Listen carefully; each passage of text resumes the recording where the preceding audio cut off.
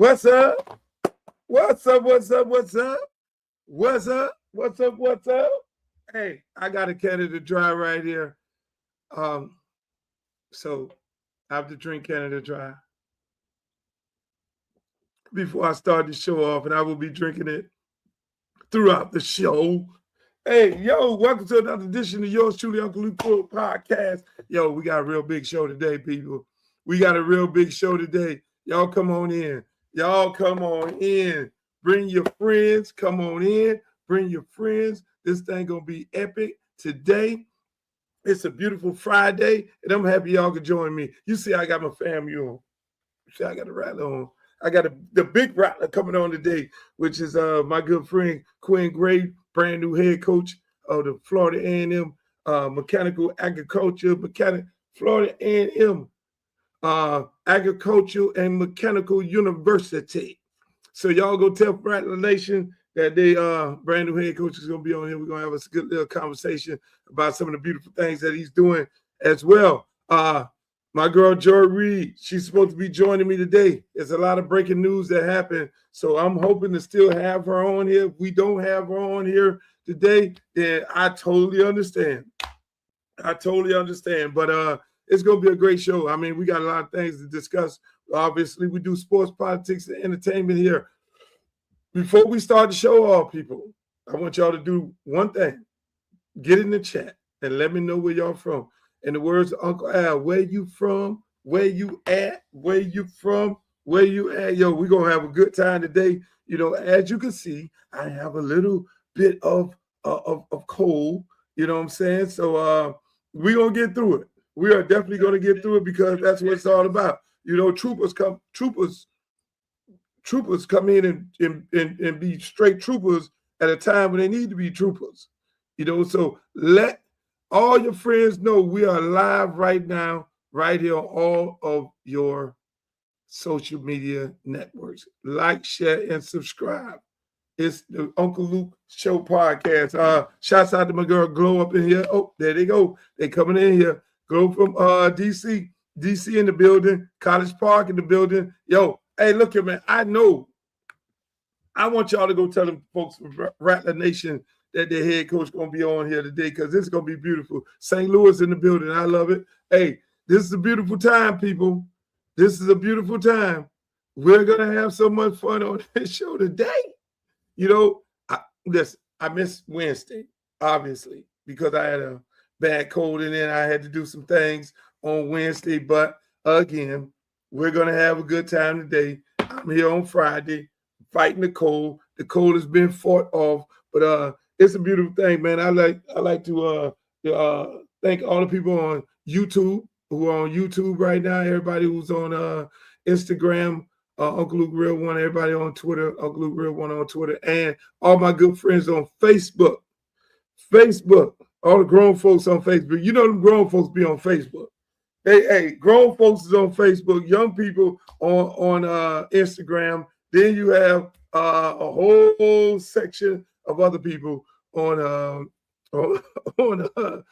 Twitter. Those people on Twitter are weird. I'm just gonna keep it a buck. But I love them over there on Twitter because they keep me on my toes and they keep me engaged. So again, people, this is gonna be a great show. We're gonna talk about Nicki Minaj. We're gonna talk about obviously Joy Reed, good friend Don Lemon. We're gonna talk about his trials and tribulations and things that happened with him. It's a dude lighting up. It's a dude. Montgomery is lighting up. He's lighting up the Senior Bowl. My man is lighting the Senior Bowl up, killing it. Actually killing it in more ways than one. Not a guy from a big institution, not a guy from UM, not a guy from LSU, Alabama, or any of these big time colleges that y'all may think talent come from. This dude is a D3, second year playing football, played basketball. We're gonna talk about that and more because this is the perfect show, This is the perfect show to talk about that because most people have a tendency of thinking that the NFL look for talent only in only in Power 5, Power 4 schools. They think that's where they look for the talent. No, NFL scouts have a job to go all over the country, scour the earth, turn over every rock to find talent. And those scouts know talent. And that's why you see guys from Florida A&M playing in the Super Bowl. You know what I'm saying? Playing in the NFL. In schools, I mean, it's, you know, and I like to tell parents this all the time. You know, everybody get caught up in wanting to be at these different schools, the Alabamas, the LSUs, the Texas, and all them other world. Get in where you fit in at. Get in where you can go play ball at, because if you can play ball on whatever level it is, they will find you. That's why this young man has been able to go over to the Senior Bowl and tear up all them big-time DBs. Now, everybody who get invited to the Senior Bowl, they're supposed to be the cream of the cream, the best of the best, the top of the line. So they always have a tendency of letting somebody come from a D3 or HBCU, and they go up in there and tear that shit up and don't have no problem with doing their work. So I love it, ladies and gentlemen. Hey, I just want to welcome y'all to the show. We're going to get right on into it, you know, because I got some important people on here that's going to be on this thing today, and they want to get in. They got to get in and get out because they're very important people. And without further ado, ladies and gentlemen, I want to welcome y'all, my main man, Quinn Gray, Coach Quinn Gray. How you feeling, my brother? Let me bring him on up in here. Let me get him in here. How do y'all get the man up in here? I got to get Coach. For some reason, Coach ain't pulling up. But here we go. There go Coach. What's up, Coach? I can't hear you. Your microphone.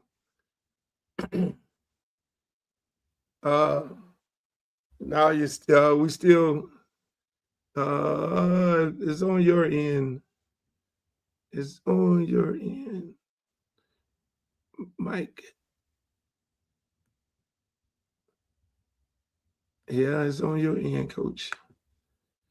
We got you live over here. But yeah. Ladies and gentlemen, we got Mike. Okay, let's try over here. What's up, brother? Oh, there you go. There you go. There go my man. I got a 2022 computer, man. You know, all that stuff, all these updates and all that good stuff.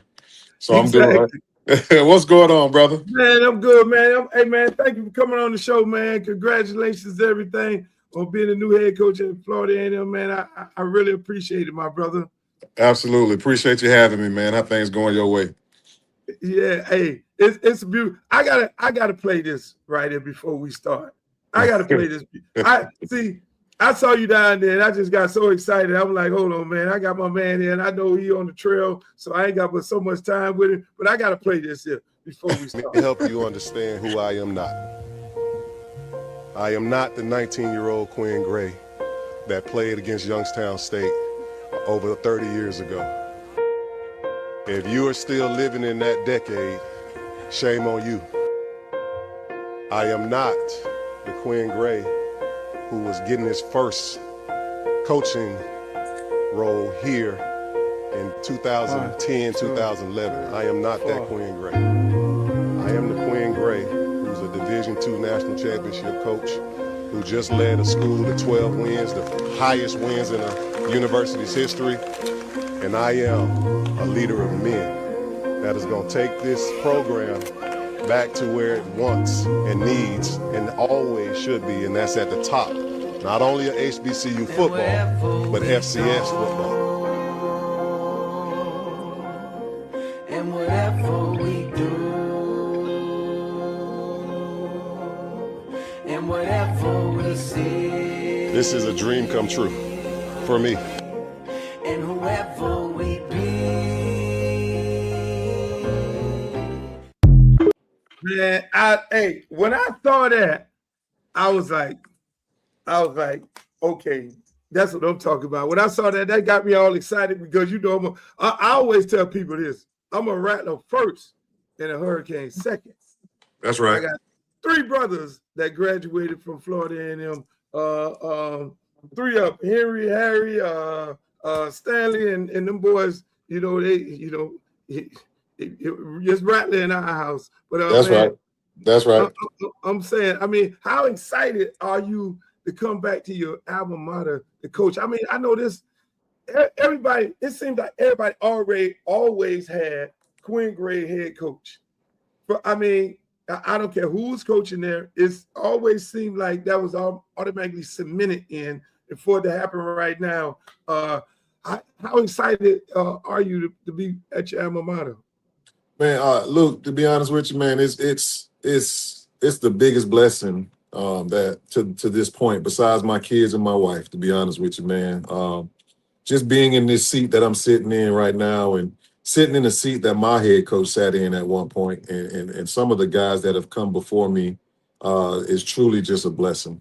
Being back in my alma mater and being able to just travel about 12 minutes to get to my house versus traveling an hour and 45 from a previous employer and all that good stuff. But I'm excited, man. I think Rattler Nation is excited, and we're gonna try our best to put our best foot forward when it comes down to putting the best product on the football field. Obviously, for us, it always starts in the classroom, making sure we got the proper students to turn into student athletes. So when it comes down to it, man, we're just trying to restore this historical program back to its rightful place. Yeah, I mean, it's amazing when you look at what Mario is doing at Miami and him coming back to his alma mater, winning at Oregon. You were winning at the other program. You went 12-2 last year. You left the place better than you found it. You see guys going back to their alma mater. I mean, I don't care nothing about anybody else. I care more about the state of Florida. And you guys going back to your alma mater, knowing the standards. Right. It's a difference going to the alma mater and there was no standards. Right. You know the standards. You played within the standards of the great coaches that you played up under at Florida A&M, and you know what Florida A&M stand at. And when you look at the product, like Mario, I mean, if you listen to his interviews, it was like, no, that's not us. No shade to anybody else, but when you look at this program and you say, and you've looked at it, obviously it wasn't doing as good last year. When you look at it and you say, hey, look, I got to get us back to the standards. What are the standards that you're trying to get this program back to?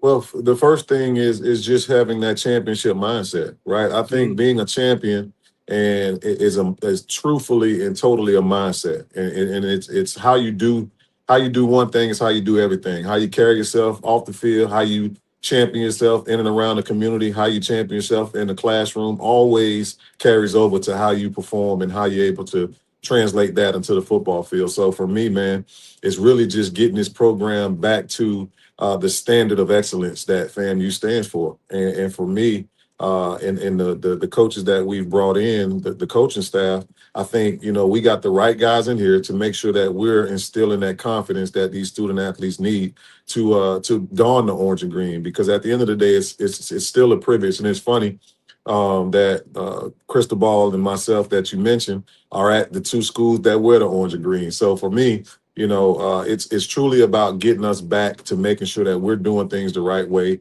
holding that Rattler pride true, and making sure, like you say, the standard continues to be the main thing. Man, that's what I'm talking about. I mean, speaking about your staff, I mean,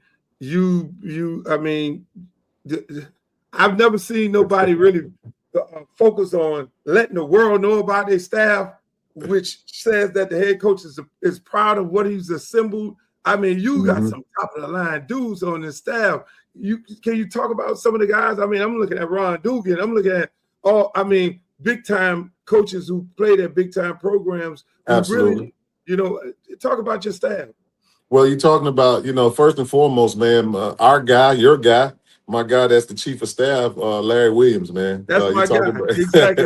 You stole the man. You stole the man from the University of Florida. Hey, listen, Luke, he orange and green through and through now. He a rattler too. Because funny thing is, about almost 30 years ago, man, Larry hosted me on my recruiting trip, and our friendship has been ever since. So to have him as a part of my staff, who is a guy who knows me, and knows what the standard is of FAMU, and then has the relationships in and around the campus to be able to get things done, man. Because to have those relationships and be able to step back on campus where everybody, that old cheers. Sometimes you want to go where everybody know your name, right? So to be back here and for folks to know myself, and then have somebody that's next to me that's working with me that they know as well, allows us to get things done a lot quicker probably than anybody else. So to have Larry back, man, is really tremendous for me.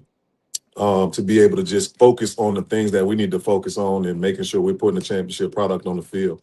But our defensive coordinator, Ryan Lewis, has had the top defense in the SWAC. He had one of the top defenses at FCS football back when he was the defensive coordinator at Alabama State. He's a South Florida guy from Pompano Beach. Brought my defensive coordinator from Albany State, who led us to the #1 overall defense in Division II last year, who he'll be coaching the safety. So we got some guys with some pedigree on this staff. And then on top of that, the guy that's going to be helping me develop these guys and making sure we keeping them in line, Coach Billy Roll. And everybody know who Billy Roll is, right? Yeah. Especially from that South Florida area. That guy gave me my first opportunity to be a defensive coordinator. That's right. So Coach Roll is in the building, man, doing some good things, making sure that these kids understand what the standard is and making sure that they're doing the right thing. And then on the offensive side, as you said, Coach Ron Dugans is the guy who's going to handle our receivers.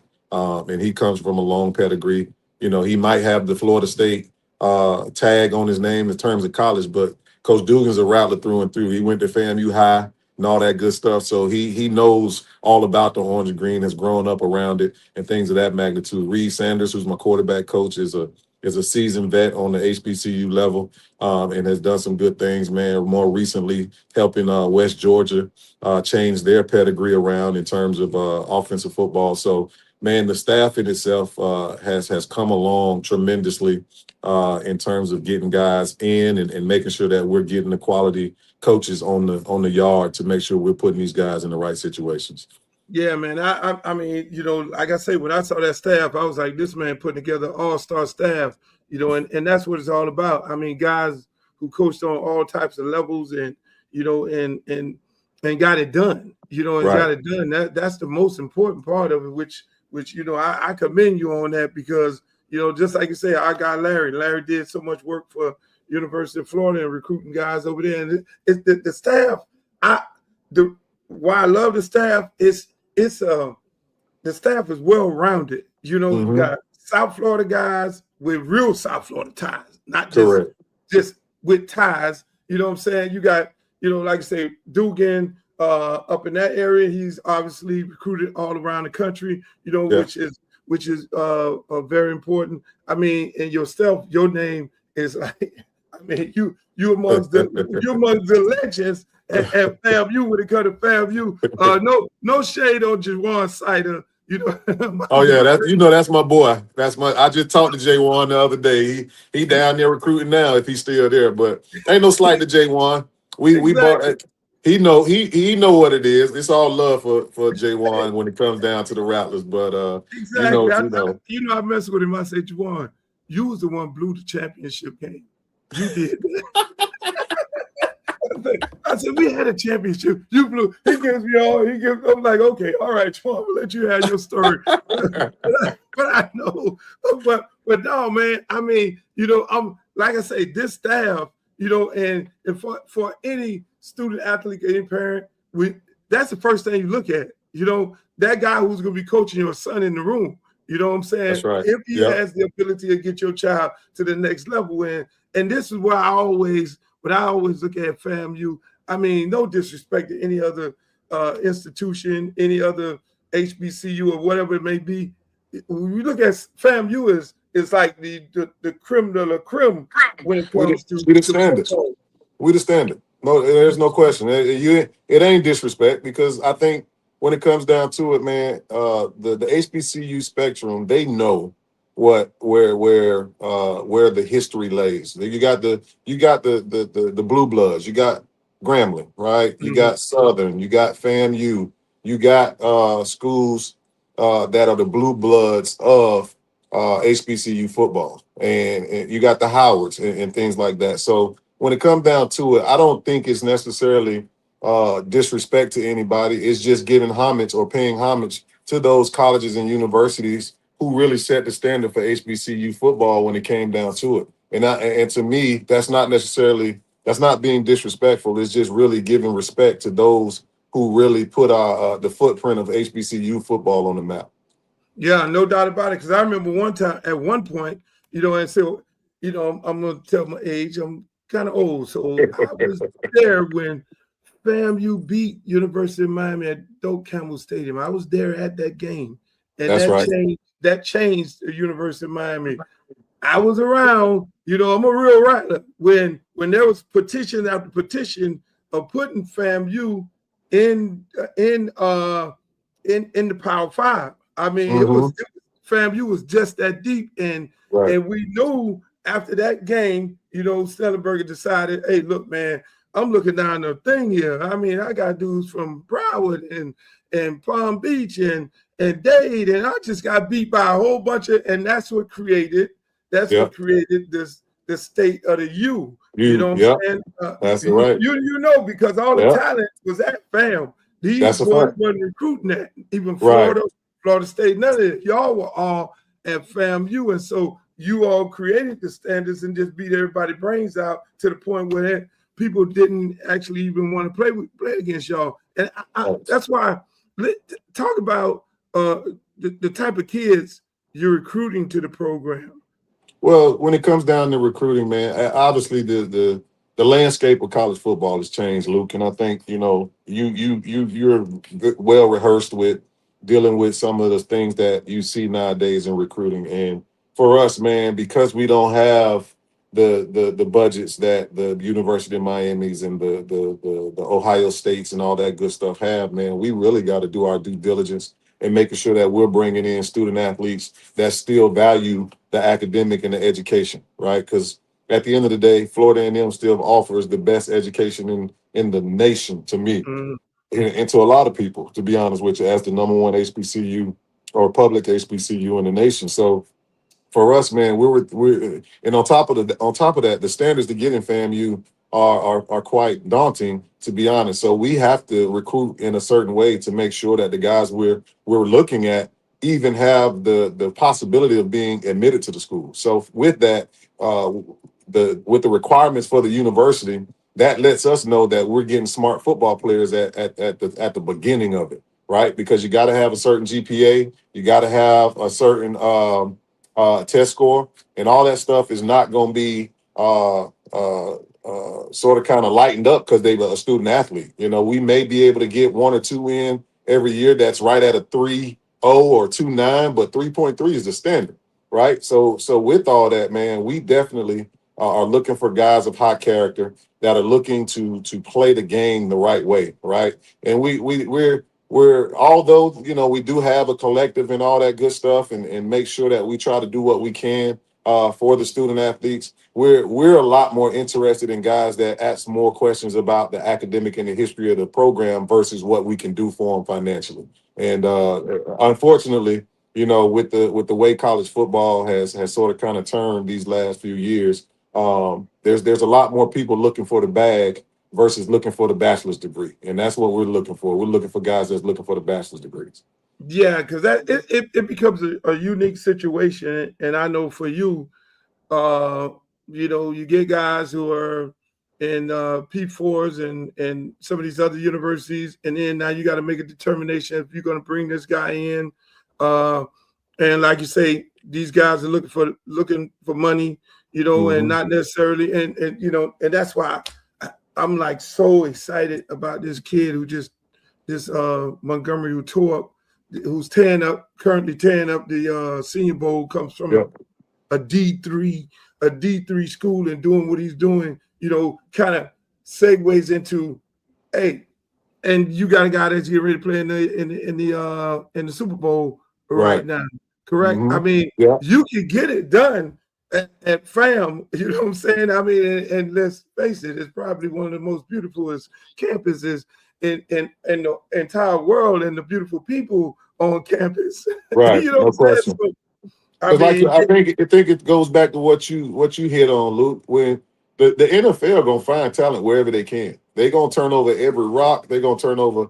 They'll go to the bottom of the ocean if need be. If you tell them there's some talent down there when it comes down to it. Because at the end of the day, when it comes to these student athletes, man, I'm a living testament to being able to get to the NFL from Florida A&M and play significant years when it comes down to it, man. To be honest with you, you talking about a guy that came to college really from a family of teachers. My dad was a longtime coach down there, as you know, yep, yep. state championship coach. My mom was a 35-year basketball coach down there. And, for me, it was about going to FAMU and using my talents to get my degree so I can go teach and coach. And unfortunately, under the tutelage of Coach Joe, I was able to do some good things on the football field, and it turned into an opportunity for me to play professionally. So if you're serious about it and it's something that you want to do, it don't matter where you're at. It matters what you do where you're at. So with Exactly. that, it's all about your want to, your work,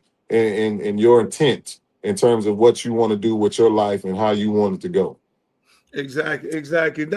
I mean, you touched on it earlier, and I know we're in a different type of climate here when it comes to NIL. I mean, how do you guys, if there's a Rattler out there, alumni, because I mean, Family Nation is big.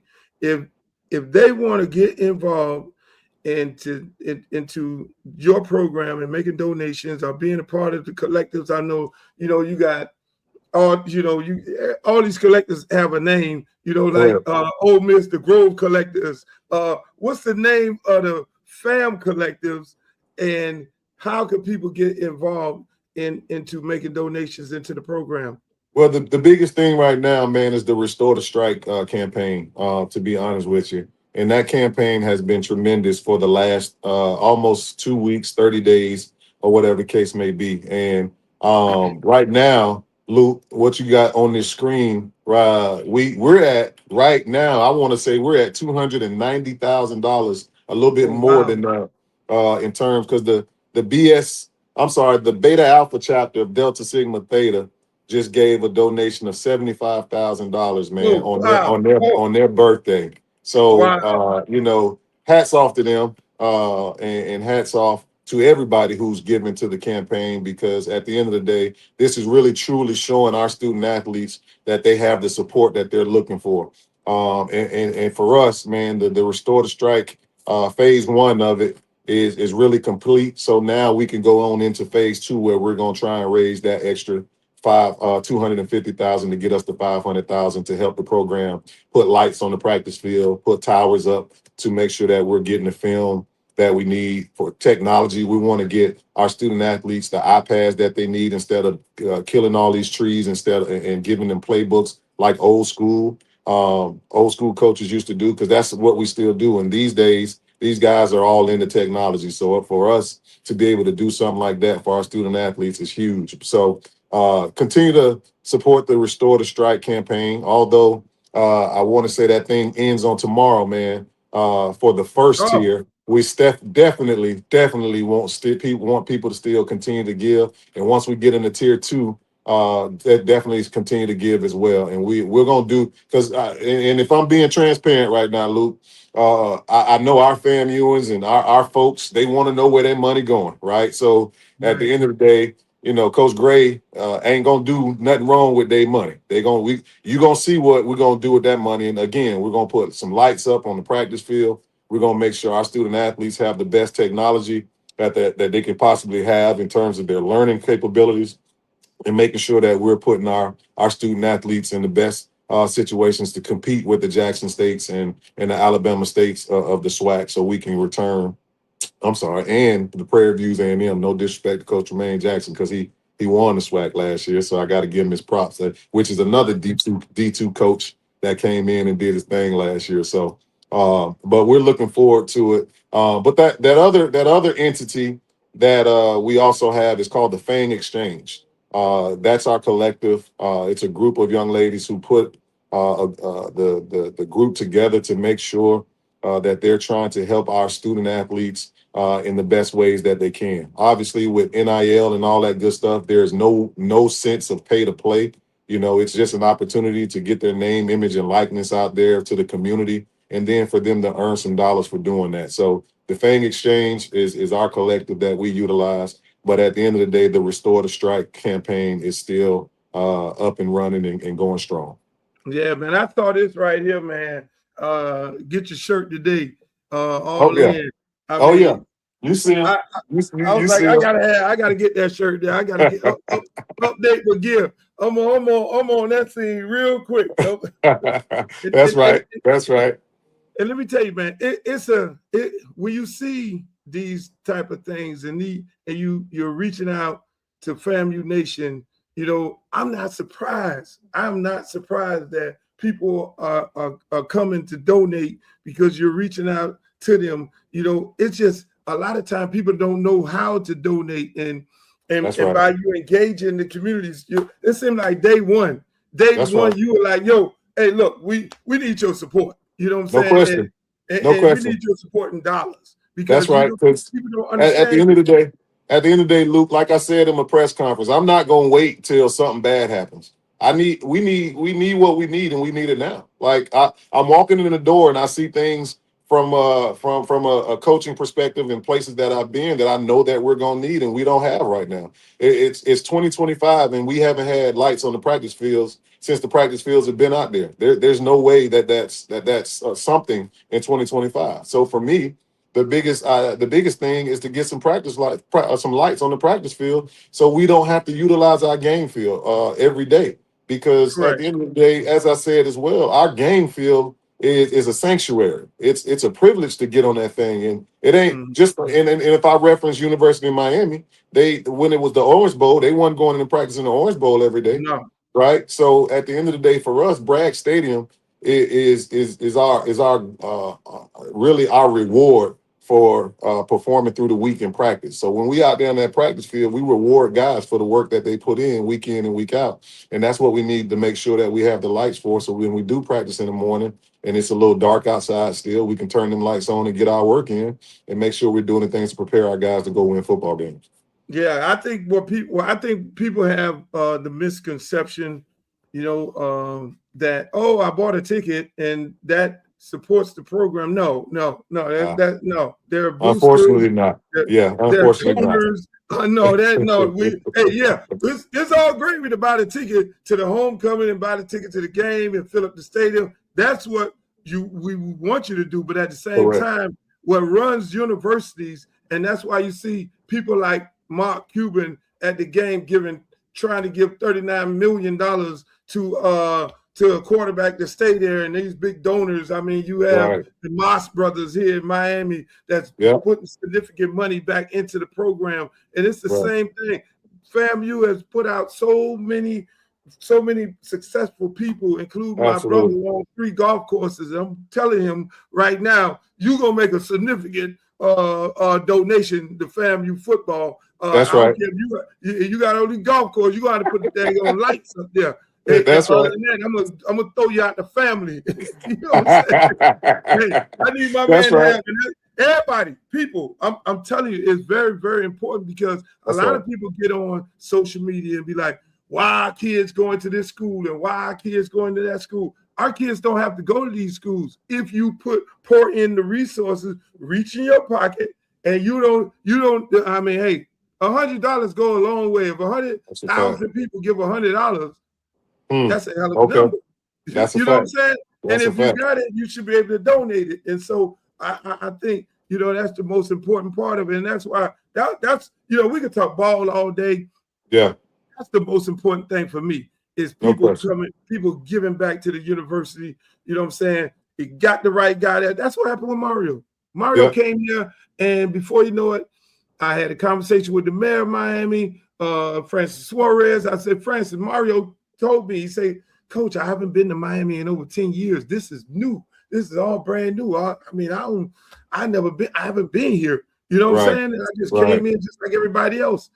And I'm like, okay, well, you need to go meet Francis Suarez. Francis knows the Moss brothers and all these other people. And so it was the community It was the community that came in and said, Mario, we're going to give you everything that we need to give you. And that's the same thing needs to happen with you. We got our coach, our main man, Quinn Gray, alumni, the historian at the school. Now it's a matter of time for FAMU Nation to come back and open their pockets up to help you get the things that you need to get done.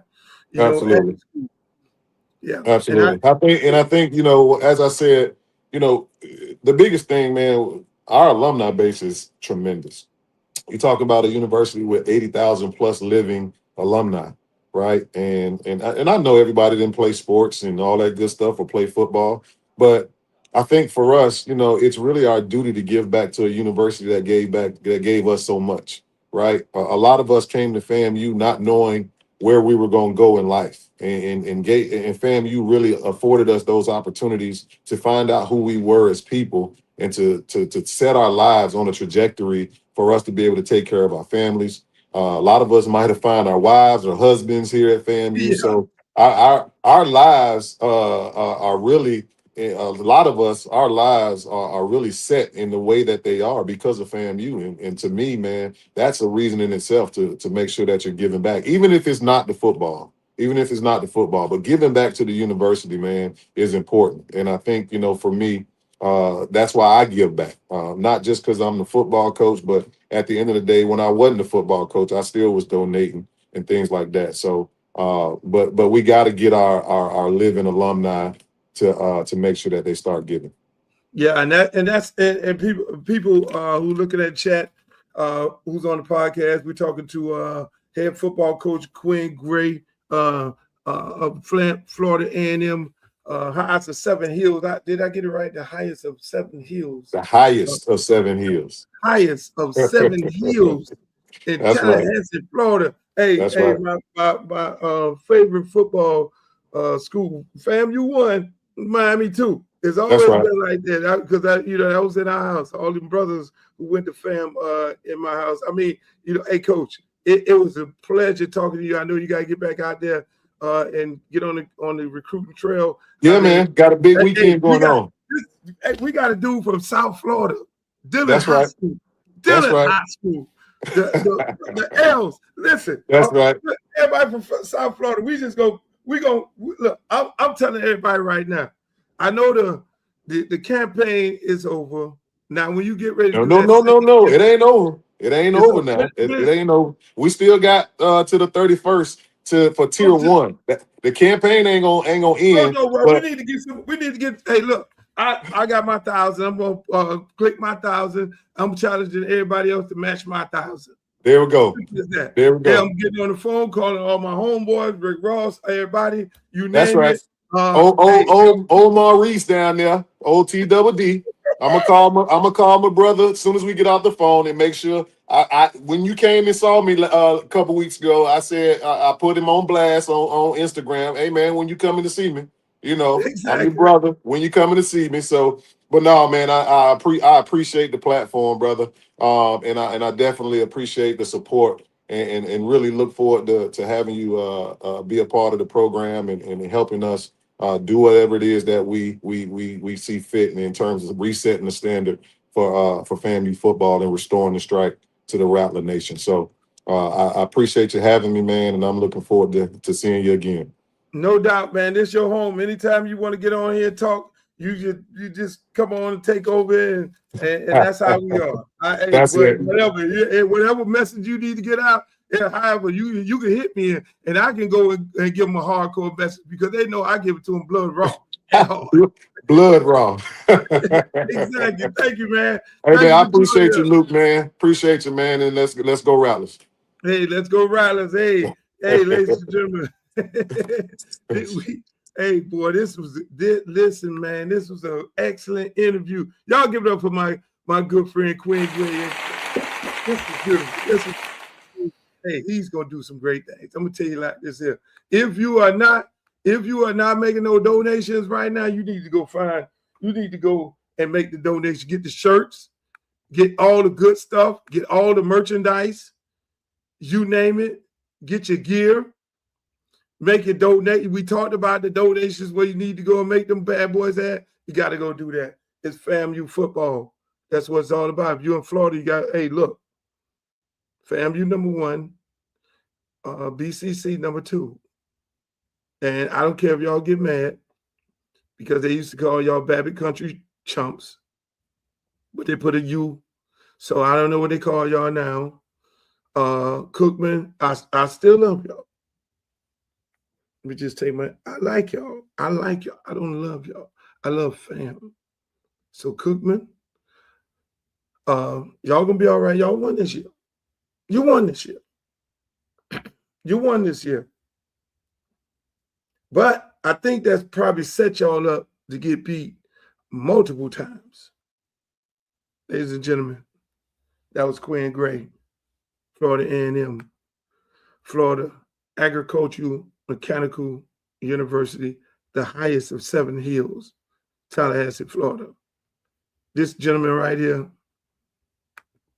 Yeah, I mean, it feels good. You know, I've been writing this in my journal, manifesting it, and now my dreams have seemed to come to reality.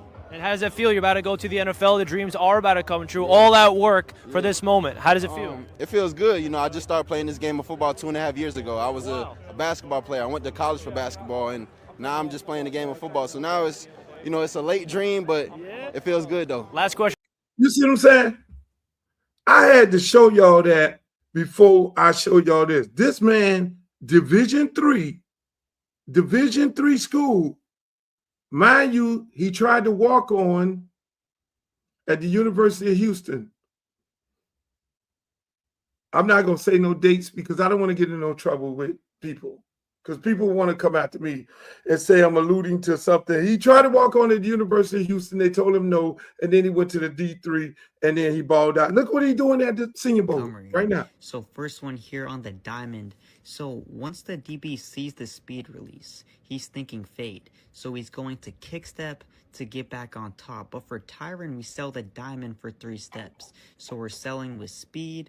We're attacking the outside shoulder. So watch. Once he recognizes the DB, initiate his kick step, thinking that Tyron is declaring fade. That's when he's going to step outside the DB's frame, push off that inside arch. I mean, that is phenomenal. From Tyron Montgomery, again full speed. That's nasty. This man is mossing people. This man is killing people. This young man is the first player off the board. How in the hell did all these universities did not get him? And whoever the hell was at the University of Houston when he walked on, if you did not see that talent, and you cut him, and he go, and this is a testament to all kids. Because you don't go to the big schools, because you don't get into the big, if your dreams are to play in the NFL, don't go. There's a ton of schools. You go JUCO, you go D3, you can go D2, you can go to HBCU, you can go to FBS, you can go anywhere. You can go anywhere to get in the league because they're going to find you. Every year, you see guys like this get found. You see guys playing on national TV every weekend, and the commentator blowing this guy up. Oh, he's the next best thing since sliced bread. But then there's always a time where the scouts go around the country and look and say, we want him to come to the Senior Bowl. And then when that guy get the opportunity, turn that motherfucker out. This man is killing it. I had to highlight this young man on this show today because it was perfect. It was perfect because we talked to Quinn Gray over there at Florida A&M, the new head coach. He has a kid getting ready to play in the Super Bowl. One of 53 players on the team that's getting ready to start and do his thing for the New England Patriots, along with my guy Carlton Davis, another guy I coach, by the way. Some of you guys will be on Twitter talking about Luke this, Luke that, Luke record, Luke this, and all that there. Keep spelling my name. My guys are in the league. It's about getting kids in college. That's why I got the relationship with the people I have a relationship with. It's about doing the right thing for your community. It's about doing your thing. Now I gotta go. I gotta go. I wanted to touch on this Nicki Minaj thing, this Don Lemon thing. What happened to Don Lemon is sick. What happened to Don Lemon is sick. Because I'm a guy who fought for free speech, First Amendment, Constitution. I'm a Constitution junkie. It's freedom of the press. He clearly identified himself as media when he went into that church. And for them to vigorously go after Don Lemon, now it's going after the press. What's the difference between us and these other people who kill media? What are we going to do next? Start unaliving the media? We're putting them in jail? This man, it was 2 or 3 federal judges that said, I'm not signing this. I'm not, no. I don't care who you are. I don't care who appointed me. I am not signing this. This is a violation of the Constitution. And what these folks did is went and got some bootleg grand jury, because you can throw anybody in jail. You can indict anybody from a grand jury, because it's only one side situation if you understand the law. So the things that are happening in this country on a daily basis with the petty bullshit, it needs to stop. We're in a petty fucking society. Everybody is petty. People get online. If you say something they don't like, they go turn petty. People in the NFL, you don't fucking put the GOAT of all coaches with rings on both hands into the fucking Hall of Fame first ballot. That's petty. We got some petty shit going on here. And America is not built on pussies. I'm just gonna keep it a buck. Everybody just acting like big pussies running around here. Petty pussy cats. I'm serious. You say something online, men start acting like bitches. You say you have an opinion about the president of politics. Everybody start acting like bitches. Stop making it personal. Everybody is entitled to their opinion, but stop with the petty shit. Putting this man in jail, that's petty because he don't like the president. I'm sorry. It is what it is. That's petty bullshit. Why are we doing that? It's just that simple. You're making us look like a third world country. To not put this man in the Hall of Fame? Bill Belichick? The GOAT, they damn near could change the name of the Lombardi and call that bitch the Belichick? That's what the fuck they need to do. The NFL, Roger Goodell, you need to do something. I don't know who and why and how y'all came up with this, and y'all got so much inside for Bill Belichick. You need to change that shit. Somebody need to make an executive decision and be like, hold the fuck on. You can't do this. You can't do this. This is the era of pettiness. Pettiness and grown men acting like bitches. That's my show, ladies and gentlemen. Thank you guys for having me. I'm going to have another show over the weekend edition of the Luke Show. I got to go because the little one schedule. See, my son, I fucking work for him. The baseball schedule is all over. Supposed to stop practice at 6:30. Every day they 6:30, 7, 8, which I love the coaches. Now they're done in the middle of the show. So I'm going to go do daddy duties. But I'm going to be back on this weekend, ladies and gentlemen. I'm going to ruffle up some feathers. Again, I'm going to talk about the history of Miami. Over the weekend, every weekend, we're going to talk about history. I went to Rick Ross' party last night, and it was so much royalty, Miami royalty, South Florida royalty in the room, and how everybody came together. I don't normally go to these type of events. I'm just keeping it a buck. I'm the guy who don't go nowhere. DJ Khaled, Rick Ross, everybody there. All the historians, Ted Lucas, Slip and Slide Records. Me and him had a great conversation. And you would think we have more conversations. We're gonna have more conversations. Good dude, just some great things for the community, hell of an artist and everything. And it was like Ross don't even understand what he did. Ross really don't understand what he did.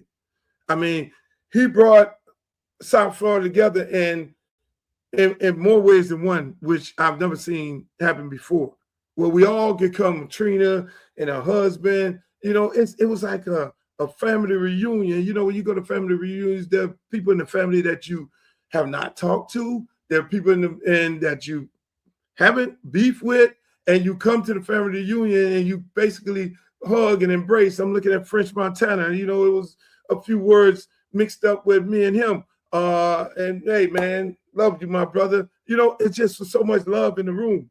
And so I'm going to talk about that over the weekend. I'm going to talk about this rich Miami music history around it because people need to know. You know, I had the opportunity to go to 99 Jams and speak, be a motivational speaker for their entire staff of all their radio stations in their building. And I gave them the rich history of Miami, and they didn't know how deeply entrenched I was at 99 Jams, going all the way back to when it was on 36th Street with Miss Wiggly and Jerry Russian and Jimmy G and George Boogie Jones and Leo Stereo and all those people. And so, I mean, I need to tell these stories.